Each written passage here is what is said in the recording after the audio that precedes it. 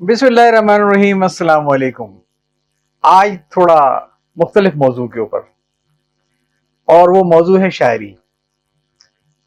इत्तेफाक की बात यह है कि शेर कहना तो बड़ी बात, मैं शेर सही तरीके से पढ़ भी नहीं सकता हूँ। हाँ, इतना मुझे ज़रूर मालूम होता है कि ये शेर जो है वो वज़न में है या बिल्कुल ही बेतुका। दरअसल शायरी बहुत ही इर्तिका के मनाजिल तय करती रही है। एक दौर था कि शायरी नुज़्रत ख्याल का नाम होती थी। कोई ऐसा ख्याल, कोई ऐसा तसव्वुर जो किसी के जहन में ना आए, आप उसे बयान कर दें, और फिर उसको बयान करने में भी आपका अपना एक हुस्न बयान हो, ऐसे अल्फाज हो मोटे मोटे कि सुनने वाला हैरान रह जाए, वो गोरख धंधे में फंस कर रह जाए कि क्या बात कह दी किन अल्फाज में। दाम हर मौज में है हल्क़े सद काम नहंग, देखिए क्या गुजरे है कतरे पे गोहर होने तक। इस किस्म की शायरी गालिब भी किया करते थे कि पढ़ने वाला सोचता ही रह जाए कि क्या कहा है चचा गालिब ने। खैर, बाद में उनकी समझ में आ गया कि लिखना वो है जो लोग समझ सकते हो। इब्ने मरियम हुआ करे कोई, मेरे दुख की दवा करे कोई, फिर गालिब गालिब बने। तो बात मैं कर रहा था कि सिलसिला निकला नुज़रत ख्याल से, फिर बात पहुंची हुस्न बयान तक। इसके बाद फिर शायरी में दाखिल हो गया तरन्नुम, कि तरन्नुम के साथ कोई चीज को सुनाना कि कानों को भली लगे। अब लोगों की तवज्जो जो है वो तरन्नुम के उतार चढ़ाव पे ज्यादा होने लग गई बनिस्बत नुज़रत ख्याल और हुस्न बयान के। उस वक्त तक शायरी शायरों के लिए बायस इज्जत क्या, बायस रोटी रोजी भी नहीं थी। 600-650 रियासतें थी, शुरा हजरात हर एक के कसीदे लिख लिख के अपने पास रखे होते थे, और जहां मालूम हुआ कि फला शहजादे की ताजपोशी हो रही है या फला बादशाह की सालगिरह है, तो उसमें उन्होंने उसका नवाब का या राजा का नाम जोड़ा, एक अच्छे से सेहरे के कागज पे लिखवाया और खिदमत पेश कर दिया। अब मुमकिन है वहां से कुछ इनाम इकराम मिल जाए, तो यार क्या बात है, फिर तो चांदी ही चांदी। और अगर ऐसे में कहीं इत्तेफाक से नवाब साहब या बादशाह साहब को आपका कलाम इतना पसंद आ गया कि उसने आपको अपना घोस्ट पोएट मुकर्रर कर लिया। ये घोस्ट पोएट की इस्तिलाह यह है कि वो रखते थे बुनियादी तौर पे इस्लाह के लिए अपने उस्ताद को वजीफे दिया करते थे, लेकिन उनका असल काम ये था कि वो नवाब साहब का, राजा साहब का, बादशाह साहब का कलाम भी लिख लिख के अता किया करें। पहली बार जो शायरी में कुछ रोटी रोजी का जरिया निकला वो फिल्म इंडस्ट्री आने के बाद, जब गीतों के पैसे मिलने लग गए। वरना पहले तो आलम यह था, आप यकीन कीजिए, बड़ा मकबूल शायर वो समझा जाता था जिसकी गजलें गा गा के फकीर गलियों में भीख मांगते थे, हालांकि उस भीख में शायर साहब को कोई हिस्सा नहीं मिलता था। फिर जब जवाल आया पूरे मुल्क के अंदर, सिवाय अवध के, सिवाय लखनऊ के, तो वहां जो तवाइफें थी उनको भी कलाम की जरूरत थी, नई नई गजलें पढ़ के सुनाने की। और ये जो दिल्ली से उजड़ के सारे शोरा उधर गए, तो फिर शायरी होठों निकली और कोठों चढ़ी। फिर शायरी को पढ़ने वालियां भी आ गईं। तो जब अगला दौर आया गीत का, तो और उसमें कुछ रोटी रोसी के आसार नजर आए, तो फिर बदकिस्मती से शायर का काम खत्म हो गया। शायर वो चाहिए था जो जुगाड़ू किस्म का मिस्त्री हो, ठोका पीटी कर लेता हो। शायर का काम ये था कि कफन सिल गया है, साइज का मुर्दा ले आइए। धुन पहले तैयार हो जाती थी और फिर शायरों के आगे रखी जाती थी कि हजरत इस धुन के मुताबिक कोई अल्फाज लिख दीजिए। ये कफन सिल गया है, साइज का मुर्दा ले आइए, इस धुन के मुताबिक अल्फाज लिख दिए। इसमें मेरा ख्याल है सबसे उम्दा मिसाल खुद हमारे कौमी तराने की है। कौमी तराना आपको मालूम होगा कि धुन इसकी पहले तैयार कर ली गई थी करीम छागला साहब ने, और बाद में शुआरा से कहा गया कि अब इस धुन के मुताबिक अल्फाज लिख कर लाइए। उस प्रोसेस को बड़ा ट्रांसपेरेंट रखने की कोशिश की गई थी, और बाकायदा रेडियो पाकिस्तान से एक मखसूस वक्त के ऊपर वो धुन बजाई जाती थी ताकि पाकिस्तान के गोशे गोशे में जहां शुरा हो, उस धुन को सुनकर अल्फाज तहरीर करें। कुछ रही कश्मकश, 2-3 लोग शॉर्टलिस्ट हुए थे, जिसमें रेडियो पाकिस्तान के ज़ेड बुखारी साहब भी थे, اور حفیظ جاندھی صاحب بھی تھے. یوں ہمارا وہ ترانہ وجود میں آیا جس کے متعلق آج تک یہ فیصلہ ہو ہی نہیں سکا کہ وہ ترانہ کس زبان میں ہے. کچھ لوگوں کا اصرار تھا کہ 40 الفاظ کے اس ترانے میں صرف ایک لفظ ایسا ہے جو اردو کا ہے اور وہ ہے کا. باقی پورا کا پورا ترانہ فارسی زبان میں ہے. اس ترانے پر کافی لوگوں نے کافی اچھا کام کیا. اگر کبھی وقت ملے تو آپ یقیناً دیکھیے گا. اور جس میں سمجھتا ہوں کہ پاکستان میں جتنے بھی نغمات آج کل قومی نغمے تحریر میں اس پہ سب سے عمدہ کتاب ابصار صاحب کی، اور وہ ہے یہ نغمے پاکستان کے عہد بہد. خیر اس میں پاکستانی ترانے کی وہ تاریخ اس طریقے سے بیان نہیں کی ہے جو میں نے ابھی آپ کو بیان کی ہے. باقی تمام نغمات کی ایک ڈائریکٹری اچھی ہے. اس بات پر کہ وہ ترانہ فارسی ہے یا نہیں، میں سمجھتا ہوں کہ عابد علی بیگ صاحب نے بڑا اچھا کام کیا. ایک پوری کتاب لکھی انہوں نے جنہوں نے ثابت یہ کیا کہ نہیں صاحب یہ فارسی نہیں ہے، یہ فارسی نہیں ہے. اس میں 40 الفاظ ہیں، 60% تو عربی کے الفاظ ہیں، 37.5% فارسی کے الفاظ ہیں، اور 2.5% بقدر زکوٰۃ سنسکرت کا لفظ ہے جس کو ہم اردو کا کہتے ہیں، وہ بھی اردو کا نہیں. اگرچہ عابد علی بیگ صاحب نے اتنی موٹی کتاب لکھ دی یہ ثابت کرنے کے لیے کہ یہ سارے کے سارے الفاظ اردو میں مستعمل ہیں، لیکن بات پھر وہی کی وہی تھی کہ قومی ترانہ دراصل دھن پہلے بنی اور الفاظ بعد میں لکھے گئے. اور اس پر میں سمجھتا ہوں کہ ایک بہت اچھی کتاب ہے. اس کے اوپر اگر آپ کبھی دیکھ سکیں، یہ ہے عقیل عباس جعفری صاحب کی پاکستان کا قومی ترانہ کیا ہے حقیقت کیا ہے افسانہ. اس میں سارا تفصیل کے ساتھ بیان کیا ہے کہ کون کون لوگ مقابلے میں شریک تھے، سردار عبدالرحمن کی کمیٹی کیا تھی، کہ یہ سارا کا سارا اس میں ہے. خیر میں آتا ہوں اپنے موضوع کے اوپر کہ جناب پھر آئی شاعری فلم انڈسٹری کے اندر، اور شاعر کی جو اہمیت تھی معاشی طور پہ وہ ایک جگاڑو مستری کی ہو گئی جو دھن کو سن کر گیت لکھ سکے. دوسری طرف اگر دیکھیں تو پھر ساتھ ہی ساتھ کچھ آزاد شاعری کا زمانہ آیا. اس کی بھی کئی اقسام تھیں. یہ یقیناً تھا کہ وہ قافیے اور ردیف کی پابند نہیں تھی، لیکن اس کے بھی کوئی اصول تھے، اس کی بھی کچھ عروج سے لوگوں نے آزاد شاعری کو مادر پزر آزاد شاعری سمجھ لیا، اور پھر ایسے ایسے آزاد شاعری کے شاہکار لانے لگے گویا ایک مٹکے میں بہت سارے عربی انگریزی کے الفاظ اردو کے الفاظ لکھ کے کچھ اس میں نیچر ڈال دی، کچھ اس میں موسم ڈال دیا اور باہر نکال کے پکڑا دیا کہ یہ میری آزاد شاعری تیار ہے. اور مزے کی بات یہ ہے کہ ان لوگوں کو بھی بڑی واہ واہ ملنے لگی، خصوصاً فیس بک اور سوشل میڈیا پہ وہ جو بنتے ہیں نا ہمارے یہاں ایسے ایسے گروپ، من تیرا حاجی بگویم تو میرا حاجی بگو، میں تجھے لائک دوں گا تو مجھے شیئر کر. انہوں نے ان کو اور چڑھا دیا اس مادر پزر شاعری کو. اس طرف اگر دیکھیں تو ایک عنصر اور شاعری میں داخل ہو گیا اور وہ تھا ہندوستان کی شاعرات کا. جناب جن کی شاعری سننے کی چیز کم تھی اور شاعرات دیکھنے کی چیز زیادہ تھی. ایک بار میں نے ایک دوست کو دیکھا کہ وہ اپنے موبائل فون کو ناک کے پاس لگائے ہوئے کوئی ہندوستانی مشاعرہ دیکھ رہے تھے. کوئی ہندوستانی شاعرہ تھیں جو ایک سرخ رنگ کی ساڑی میں اپنا کلام سنا رہی تھیں. میں نے بات کرنی چاہی تو وہ اسی میں محو تھے. تو میں نے کہا کیا کر رہے ہیں؟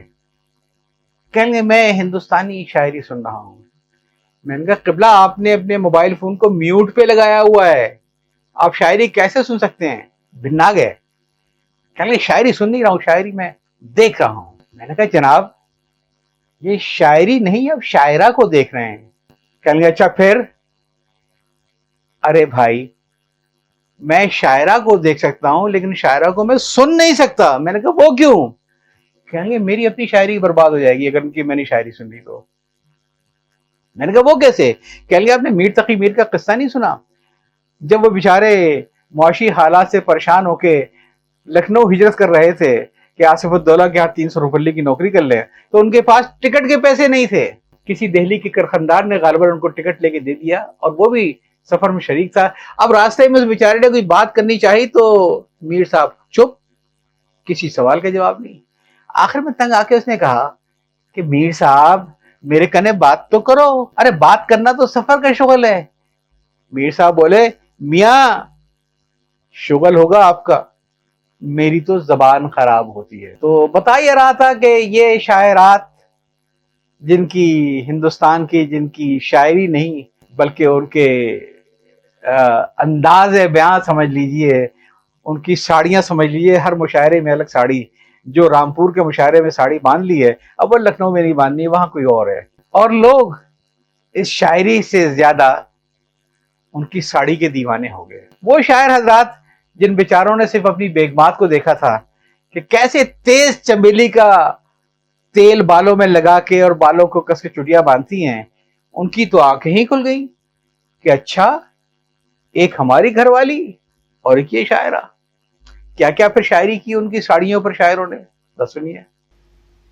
تو جناب یہ شاعرات سرخ سرخ ساڑیوں میں جب اسٹیج پہ آتی ہیں کلام سنانے کے لیے، تو مجمع میں جو ٹین ایجرز ہیں، جو نوجوان ہیں، جو ان کی ہوٹنگ ہے، وہ تو ایک طرف، خود اسٹیج پہ بھی جو بابے بیٹھے ہوتے ہیں نا میری عمر کے، ان کا بھی عجیب حال ہو جاتا ہے۔ ان کو اتنی باذوق شاعرہ کو دیکھ کر یہ احساس ہوتا ہے کہ گھر میں تو کسی نے قدر ہی نہیں کی ہماری شاعری کی۔ ہم مشاعرہ لوٹ کے لائے، بیگم سے کہہ رہے ہیں کہ بیگم آج ہم نے شاعری سے آگ لگا دی مشاعرے میں، اور بیگم منہ سے پھکنی ہٹا کے کہتی ہیں کہ ذرا 2 شعر اس چولہے میں بھی جھونک دیجئے۔ آج پھر وہ گیلی لکڑیاں دے گیا ٹال والا، آگ ہے کہ جلنے کا نام ہی نہیں لیتی۔ اب ذرا دیکھیں کیا شاعر کی یہ قدر ہے کہ اس کے شعر کو چولہوں میں جھونکا جائے آگ جلانے کے لیے۔ پھر شاعر کو اس بات کا بھی بڑا ملال ہوتا ہے کہ اصل تو زندگی میں ایسا کوئی شریک سفر ہوتا تو کیا تھا، وہ جو گھر میں بیٹھی ہے اس کے نزدیک میاں کی خدمت کا تصور صرف اتنا ہے کہ تیز خوشبودار تیل چمیلی کا بالوں میں لگا کے کس کے چوٹی کر لی جائے، بھلے وہ خوشبو ایسی شدید ہو کہ سوائے مچھر مارنے کے اس سے کوئی دوسرا کام نہ لیا سکے۔ ایک یہ ہے شاعرہ، ذرا دیکھیں ان کی ساڑی کو دیکھیں، ان کے لباس کو دیکھیں، اس کو انداز کو دیکھیں۔ پھر شاعر یہ سوچنے لگتا ہے کہ افسردگی کی پھیلتی جھاڑی تھی اور میں، حد سے بڑھی ہوئی میری داڑھی تھی اور میں، پہنے ہوا تھا کوئی فقیرانہ سا لباس، پہنے ہوا تھا کوئی فقیرانہ سا لباس، اس کے بدن پہ قیمتی ساڑی تھی اور میں، منصور سرد و گرم چچیدہ تھا ہجر میں، وہ بزم عاشقاں میں اناڑی تھی اور میں۔ پھر شاعر بیچارہ بھی بڑے حسرت سے سوچنے لگتا ہے کہ چہرہ بھی میرا زرد ہے، آنکھیں بھی میری زرد، یارب نہ ہو دشمن کو بھی ارکان محبت، مانگی ہے میرے یار نے ایک ریشمی ساڑی، فرمائش جانا ہے کہ تاوان محبت، کابینہ عالم میں جو بٹنے لگے عہدے، بخشا گیا لق لق کو قلمدان محبت۔ تو پھر بیچارہ شاعر اس سرخ ساڑی کی آگ میں جھلستا رہتا ہے۔ اب ان حالات میں جو شاعری جنم لے گی وہ آپ سمجھ سکتے ہیں، لیکن ہمارے ہاں بعض لوگوں کو پریشانی ہو جاتی ہے کہ بھائی یہ اتنی بے تکی شاعری جس میں شاعر حضرات شتر بے مہار ہوں اور شاعرات مشتاق یوسفی کے الفاظ میں سطر بے بہار ہوں، یہ اس کی اصلاح ہونی چاہیے۔ ارے بھائی آپ کیوں اصلاح کرنا چاہتے ہیں؟ ان کو ان کے حال پہ چھوڑ دیجئے۔ دنیا میں اور جتنے کام ہو رہے ہیں اس میں کتنے آپ سے پوچھ کے کام ہو رہے ہیں۔ صبح ہوتی ہے اور آپ کو معلوم یہ ہوتا ہے کہ آج وہ ایک نیا دن شروع ہو گیا ہے جہاں ہر کام میری مرضی کے خلاف شروع ہوگا۔ بیگم جائیں گی ناشتہ بنانے کے لیے، معلوم ہوا گیس بند، باہر نکلے ہیں دفتر جانے کے لیے اور آپ نے ٹریفک سگنل پہ گاڑی کھڑی کی اور پیچھے باں باں ہارن ہو رہا ہے۔ اب آپ کے سمجھ نہیں آ رہا کہ میں ریڈ سگنل توڑوں یا ان کی باں سنوں۔ اتنے میں کوئی صاحبزادے رائٹ سے لیفٹ نکلتے ہیں اور سگنل کو توڑتے ہوئے اور آپ کو لعنت دکھاتے ہوئے نکل جاتے ہیں۔ وہ بھی تو آپ کے بس میں نہیں ہے۔ کون سی چیز آپ کے بس میں ہے بھائی؟ سڑکوں پہ بے ہنگم ٹریفک، تقریبات میں لوگوں کی بے تکی گفتگو۔ جب کوئی بھی چیز آپ کے اختیار میں نہیں ہے تو پھر بھائی شاعری بھی آپ کے اختیار میں نہیں، چھوڑ دیں ان کی اصلاح کا خیال۔ ان شاعروں سے انتقام لینے کا صرف ایک طریقہ ہے اور وہ یہ ہے کہ جو میٹھے سے مرتا ہو उसको जहर दे के मत मारो 302 का केस बन जाएगा। और मैं उनको मिसाल देता हूं कि इसमें सबसे अच्छी मिसाल जो इस बेतुकी शायरी का लिया है इंतकाम, वो हमारे देसी शोरा ने ओवरसीज शोरा से लिया। आपको याद होगा कि जमाने में कुछ कमर्शियल प्रोमोटर होते थे जो पाकिस्तान से शायरों को लेके जाते थे, उन पर वो टिकट लगाते थे, पैसे कमाते थे, मगर वो पैसे इतने ही होते थे कि 2-3 दिन उनको बिठा लिया शायर को, कोई बोतल पिला दी। अब जाहिर है महीनों तो नहीं लेके पालेंगे, तो फिर ये वहां के ओवरसीज शोरा और शायरात थी जो उनकी मेहमानदारी अपने अपने घरों में तकरीबात करके किया करती थी, और जिसमें इनको मुआवजा ये देना होता था कि वो उनका भी कलाम सुने और वाह वाह करें। तो ये दावतें चलती रही, ये तकरीबात छोटी छोटी होती रही, और ओवरसीज शोरा और शायरात देसी शोरा और शायरात के राब्ते में आ गए। इसका फायदा ये हुआ कि जब पाकिस्तान में कभी कोई बड़ा कोई मुशायरा हुआ तो उन्होंने उसको इंटरनेशनल का रंग देने के लिए मुंतजिमीन से बात करके अपने मेजबानों को भी बुलवा लिया। अब जाहिर है खर्चा तो उनका देना नहीं है, और यहाँ जनाब जो शायरा हुआ तो उन्होंने मुशायरे पूरा लूट लिया। जाहिर है शायरी कौन देखता है, शायरा को देखते हैं ना। इसके बाद दूसरी हरकत उन्होंने ये की कि उनको चढ़ाना शुरू कर दिया कि भाई आपका कलाम जाया हो जाएगा, आप एक अच्छा सा दीवान ले आइए। अच्छा, ये नहीं बता रहे हैं कि वो पब्लिशिंग हाउस खुद उनका अपना या उनके अपने किसी दोस्त का या उनके बेटे का है। अच्छे भले डॉलर और पाउंड लगवा दिए उन्होंने एक आर्ट पेपर के ऊपर रंगीन मजमूए कलाम छपवाने के लिए, जिसमें उस शायर या शायरा की जो रही सही थी वो भी दूर हो गई। क्योंकि बात चीजें वो होती हैं कि जो सुनने के वक्त तो इतनी कानों को बुरी नहीं लगती जितना पढ़ने के बाद आदमी खौल उठता है। ये उनका हक था। अगर किसी के पास फालतू डॉलर पड़े हों तो किसी का हक होता है ना। दुनिया में अगर बेवकूफ ना हो तो अक्लमंद तो फिर भूखे मर जाए। उनकी देखा देखी लोगों ने यहां भी हाथ करना शुरू कर दिया, नौजवान और बेतुके शोरा और शायरा था। जहां किसी ने कोई बेतुकी चीज पढ़ी, आप जेर लब मुस्कुराते हुए उस पर वाह वाह करते रहे और उसको बांस पे चढ़ा दिया। फिर मशवरा दिया कि मियां कलाम आपका जाया हो जाएगा, आप इसे छपवा लीजिए ताकि पाकिस्तान के कोने कोने पहुंच सके। वो गरीब शायर जिसके पास ना डॉलर ना रियाल, उसने अपना सुरजानी टाउन का प्लॉट बेचा, कोई पुरानी कोटिना गाड़ी बेची और कलाम छपवा लिया। फिर उन्होंने कहा कि यूं नहीं, इसकी 2-3 रुनवाई कर लेते हैं, आर्ट सोशल में करवा दूंगा मैं। फारान कलम वाले अपने जानने वाले हैं, वो शायर साहब के जो थोड़े बहुत जो पैसे बचे थे वो उसमें लग गए। इसके बाद शायर साहब का काम ये रह गया कि वो जब चलते हैं तो अपने साथ अपने दीवान काफिया, कहीं कोई अगर मिल गया तो उसको पेश किया अपना कलाम और अपना दीवान दस्तखत करके अपने, ताकि अगर वो फुटपाथ पे बेचे तो मालूम तो ये हो कि जुल्म किसने किया था। और हासिल क्या हुआ, वो एक तस्वीर जो उन्होंने अपने फेसबुक पर डाली, फला को कलाम पेश कर रहा हूं। मैं ये कहता हूं इस किस्म का इंतकाम आप इन शायरों से ले लीजिए, उनके कलाम छपवा दीजिए, खुद ही उनकी औकात खुल के सामने आ जाएगी। थोड़ी सी तारीफ कर ले, क्या फर्क पड़ता है। वो याद है ना, किसी ने एक कसीदा पेश किया नवाब साहब के हुजूर में, और नवाब साहब फड़क उठे, एक एक शेर पे दाद देते रहे और फिर साथ में इनाम और इकराम का ऐलान करते रहे। इनको दिलवा दो खजाना खास से हीरे और मोती, और हाँ हमारा वो हाथी भी दे दो, हमारा ये भी दे दो। जितनी देर में कसीदा खत्म हुआ, मेरा ख्याल है उन्होंने शायद आधी सल्तनत शायर को अता कर दी। अब शायर साहब बड़े खुश बैठे हैं घर में कि हरकारा आ जाता है या कल। वो तोहफे तहाइफ कब पहुंचते हैं, सबको बता भी रखा है कि आने ही वाले हैं।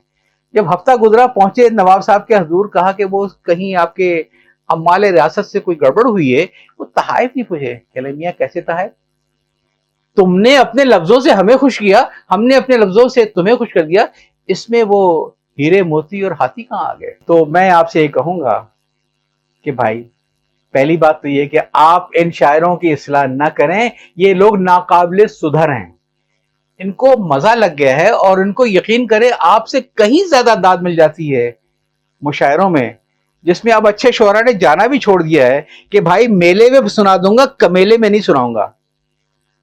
वहां ये लोग मुशायरे लूट लिया करते हैं, आप जला ना करें। और क्या पता कि आपके इस्लाह न देने की वजह से उस शायर गरीब की जान बच जाए। क्या आपको याद नहीं है वो जो बैल फसाहत में नजमुल गनी रामपुरी ने एक किस्सा लिखा है कि एक शायर ने मुगल बादशाह जहांगीर के दरबार में आकर एक कसीदा पेश किया, ए ताजे दौलत बरसरत अज इब्तदा ता इंतहा। जहांगीर ने पूछा, तू उरूज जानता है, शेर के वजन और तख्ती से वाकिफ है? उसने कहा, मैं इन चीजों से वाकिफ नहीं हूं। जहांगीर ने कहा, अगर तू उरूज जानता होता तो तेरी गर्दन उड़ा देता मैं। शायर घबरा गया, कहने लगा, साहब मुझसे गलती क्या हुई है, मुझे बताइए तो सही। कहने लगे, भाई ये शेर जिस तख्ती में तुमने लिखा है, इसका जो वजन बनता है वो पढ़ने में कुछ यूं आता है, ए ताज दौलत तेरे सर पर, तुम मेरे सर पे क्या जूतियां मारोगे? लेकिन तुझे उरूज नहीं आती, जा तुझे छोड़ दिया। फिर मैं लोगों से कहूंगा कि अव्वल तो इस्लाह दे नहीं, अगर कोई इस्लाह दे ही रहा है तो आप खामोश हो जाइए। आप उसके इस्लाह पर एतराज क्यों करते हैं? वो बोलेगा, बात खत्म हो जाएगी, आप उलझेंगे तो बात बढ़ जाएगी। हजम कर लीजिए ना, क्या फर्क पड़ता है? थोड़ी देर के बाद रात गई, बात गई और लोग उस बात को भूल भाल भी जाएंगे। ख्याल रखिए, अगर इस्लाह देने वाला कोई साकी फारूकी हुआ ना, तो फिर इस्लाह पे तनकीद वो बर्दाश्त नहीं करेगा। साकी फारूकी साहब अपनी किताब आप बीती पाप बीती में लिखते हैं कि एक महफिल में मारूफ नक्काद मुश्तबा हुसैन मदनी, सलीम अहमद, शमीम अहमद और गालिबन हिमायत अली शायर और गालिबन कमर जमील, सादिक महवश और यानी हम 7-8 दोस्त बैठे हुए थे।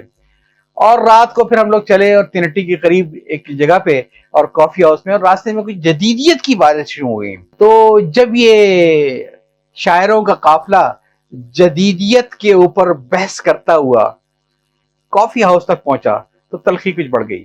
और कहते हैं साकी फारूकी के मुश्तबा का रवैया जारहाना और मेरा कातिलाना होता चला गया।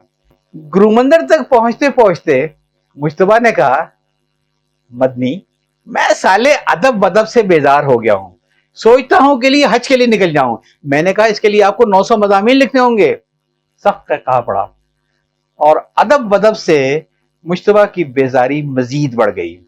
गुफ्तगू का रुख बदलने के लिए सलीम अहमद ने अजीज हामिद मदनी से फरमाइश की कि वो अपनी नई गजल सुनाए। मदनी क़यामत के गजल गो और अच्छे नज़्म निगार थे। सलीम अहमद की फरमाइश पर उन्होंने अपनी गजल सुनानी शुरू की। उम्दा गजल थी, हम सब ने खुलकर दाद भी दी। जब तीन हट्टी के मालाबारी चाय खाने में दाखिल हुए तो मैंने मदनी साहब को तलब करके कहा, गजल आपकी बेशतर गजलों की तरह शानदार है, मगर मिसरा वजन में नहीं है, इसलिए कि आपने गीर को गीरा यानी मुफा के बजाय फेल बांध दिया है। मेरे जवाब में जी जी जी कह रहे थे कि मुश्तबा हुसैन ने मुदाखलत की और निहायत बदतमीज लहजे में कहा, मिसरा सही है, अनीस ने भी लिखा है, मैंने अनीस का एक शेर सुना है। इस वक्त वो शेर याद नहीं है, घर में मरसिया मौजूद है। और मुश्तबा साहब भी तनतनाते हुए घर चले गए, रिक्शा किया। साकी फारूकी लिखते हैं कि 40-45 मिनटों के बाद वापस आए और बड़े रौब से, तुम्हें क्या मालूम है, वाली नजर से मुझे देखा और अनीस के मरसिए के चंद अल्फाज सुनाए। काफिये में निगाह गिरा जरा वगैरह बांधा था। इन तमाम लफ्जों में मुफा या फ़ऊ को फेल या कायम किया था, यानी मेरी तस्दीक की थी, मगर मुश्तबा अड़ गए। नहीं, तुमने एतराज किया था कि ज़ेड नहीं ज़बर है। किस्सा लंबा हुआ क्योंकि बकौल साकी फारूकी ये ज़ेड ज़बर का मसला नहीं था, बल्कि जज़म और हरकत का मसला था। यहां तक के मुश्तबा साहब ने यह भी कह दिया कि साले तमाम जदीदिये जाहिल होते हैं। मैं अपनी कुर्सी से उठा और भौचाल की तरह उन तक पहुंचा, उनके मुंह पर एक जोरदार तमाचा लगाया। लोगों ने बीच बचाव करा के मेरी तरफ मुझे कुर्सी बिठाया, मगर उनके इस इश्तियाल अंगेज फिक्रे का असर भी जायल न हुआ था। तमाचे से मेरी तस्कीन नहीं हुई थी। मैंने सोचा अहले जबान को मारपीट से नहीं, सिर्फ जबान से तकलीफ देनी चाहिए। चूंकि उनका बेटा मेरे पास तालिब इल्म था, मुझसे पढ़ता था, लिहाजा बहुत गौर खौज के बाद मैंने कहा, मैं तुम्हारे बेटे को फेल कर दूंगा। कह लिए, हालांकि बड़ा नहोनहार तालिम था, मेरा ऐसा कोई इरादा नहीं था। तो जनाब, अगर आपको शायरी आती है तो खुदा के लिए लोगों की शायरी से इस्लाह का ख्याल में से निकाल दें, और अगर आपको शायरी नहीं आती है तो कोई इस्लाह करे तो चुप करके सुन लीजिए, वरना बात निकलेगी तो बहुत दूर तलक जाएगी। अगर इस्लाह आप करेंगे और इस्लाह के ऊपर एतराज कोई करेगा तो अंजाम फिर वही होगा, धूल धप्पा उस सरापा नाज का शेवा नहीं, हम भी कर बैठे थे गालिब पेश दस्ती एक दिन। याद चाहता हूं اللہ حافظ.